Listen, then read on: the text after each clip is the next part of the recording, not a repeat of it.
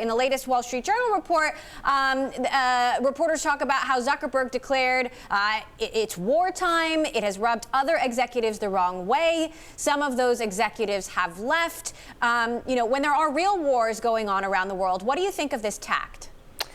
I can understand why Mark Zuckerberg would want to assert more authority over his company, particularly at a point when, look, there's a relentless drumbeat of questions about whether Facebook has made the right decisions, and ultimately, Facebook is Mark Zuckerberg, period. And so if I were him, I probably would also want to assert more control over a company that is ultimately his and his alone. But the question is, there have been a lot of those questions about Facebook's leadership and the decision-making are about Zuckerberg and whether he's the right person to lead Facebook, which is a question that I can't imagine being asked of Facebook even a year ago. And so I can understand why he's asserting more control, but you can see, right, that is causing friction, and it doesn't end the questions about whether he's doing the right thing.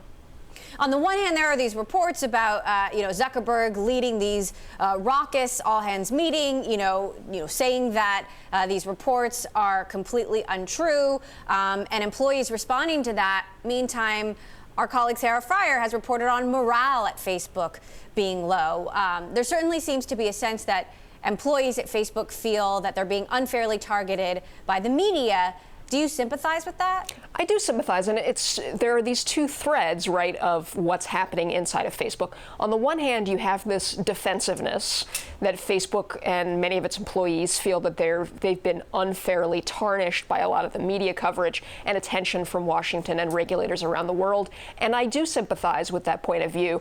It's possible that some of the relentless attention has gotten carried away, but the crises are real, and Facebook's failure to make good decisions and to deflect hard choices over the course of many years, those are having recriminations now, and it does feel inescapable. And on the other hand, you have this morale issue that, look, it may be caused by the stock price decline, that we've seen the stock decline 35% or so from a peak earlier this year.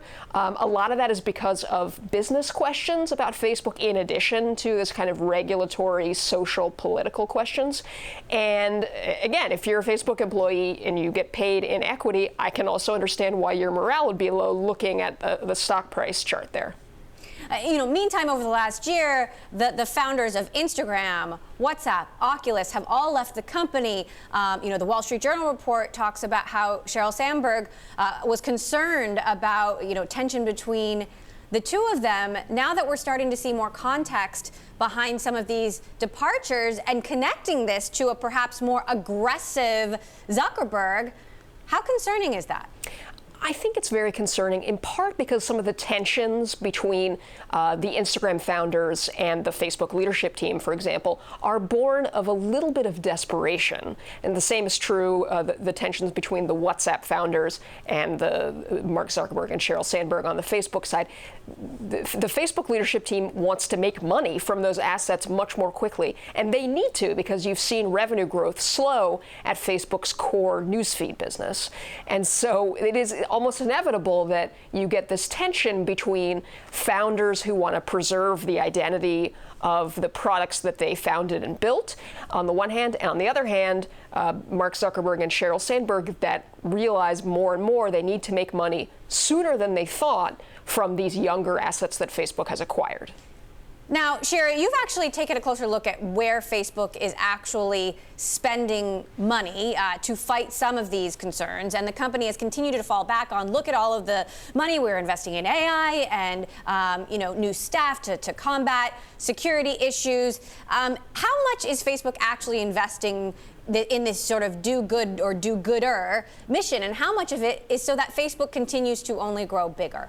Yeah, and I think that's a fair question. You see people like Mark Zuckerberg reiterate often this year that they're spending so much on safety and security, these kind of noble do-good costs, that the profitability of the company is going to be seriously hurt. So it is true that Facebook says it's spending billions of dollars to protect itself from foreign election interference and hate speech and things like that. But it's also spending lots of money on everything else. The cost of being Facebook is going up. So you saw the employee base, for example, grow 45% in the last year. It's spending more money on computer data centers, on these web video projects, revenue sharing with web video creators, on VR.